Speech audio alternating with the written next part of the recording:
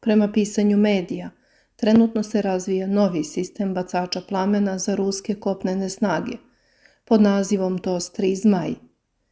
Ovo je oružje koje obećava da će biti još moćnije od TOS-1A Solcempek i TOS-2 Tosočka. Ranije su takvi sistemi korišćeni u službama zaštite od zračenja, hemijske i biološke zaštite i uspešno su se dokazali u borbenim uslovima.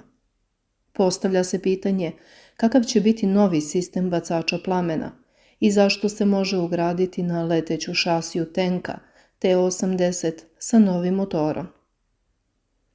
Prema informacijama Omski pogon, Omsk Transmaš podneo je zahtev za registraciju žiga TOS-3 Zmaj. Može se proceniti da će perspektivni ruski sistem Dragon imati guseničarsku šasiju zasnovanu na T-72 ili T-80.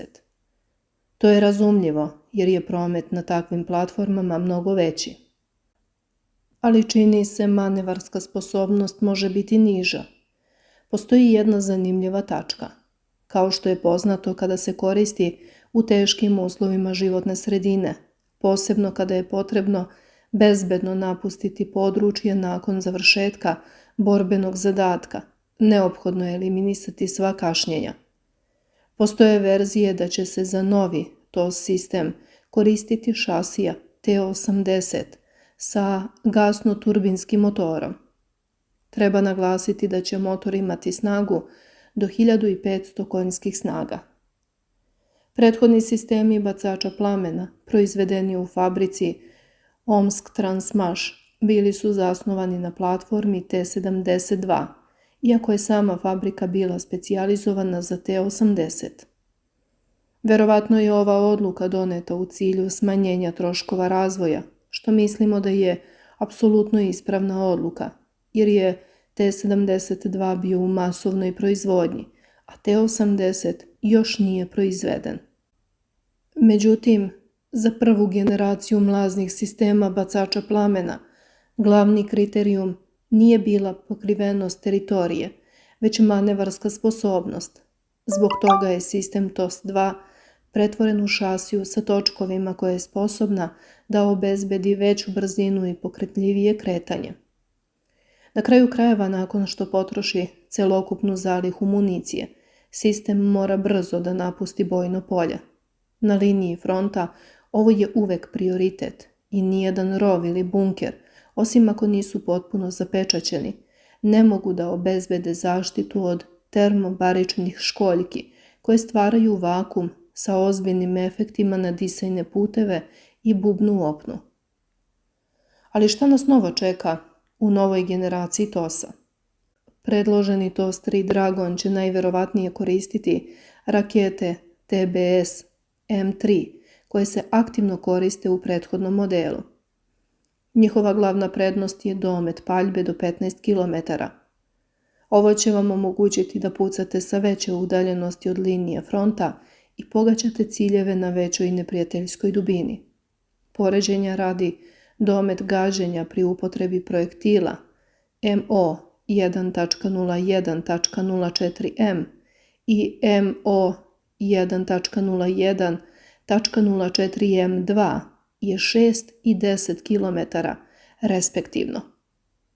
Također je moguće da će novo vozilo biti opremljeno lanserom koji može da primi 15 nevođenih raketa sa bojevom glavom koja sadrži zapaljive ili termobarične elemente.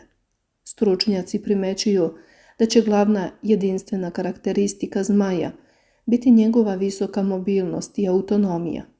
Za razliku od prethodnih modela, novi sistem neće zahtevati transportno vozilo za punjenje. To će omogućiti da budemo spremni za borbu u bilo kom trenutku i na bilo kom delu teritorije. Poboljšani alati za izviđanje i automatizaciju će omogućiti TOS-3 da smanji vreme potrebno za prijem i završetak misije. Konkretni detalji u vezi sa trenutnim razvojem projekta, vremenima njegove implementacije i masovnom proizvodnjom još uvek nisu poznati.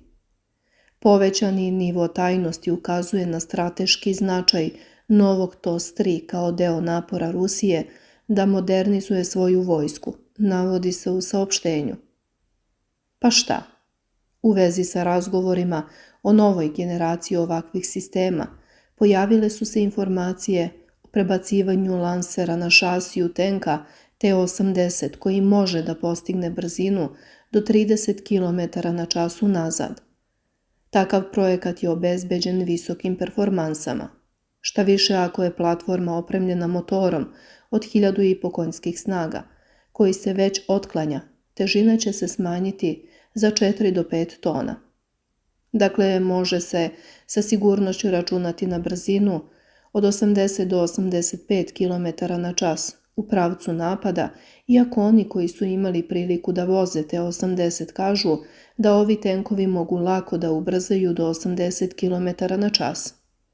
U ovom trenutku kada je potpuno opremljen, težina je 44,3 tone, a maksimalna brzina 60 km/h. Zmaj će imati poboljšanu dinamičku zaštitu, jer ovo borbeno vozilo koje se namerno lovi neprijateljskim izviđačkim i udarnim oružjem mora biti zaštićeno od granata i gelera. Možemo reći da će ruska vojska u bliskoj budućnosti dobiti novo i moćno oružje koje će moći da izazove još veći strah kod neprijatelja. Možda će Zmaj prestati samo da bljuje vatru, već će početi i da leti. Osim toga, isporuka toplote i svetlosti u glave neprijatelja uz pomoć novih raketa većeg dometa bit će mnogo zgodnije.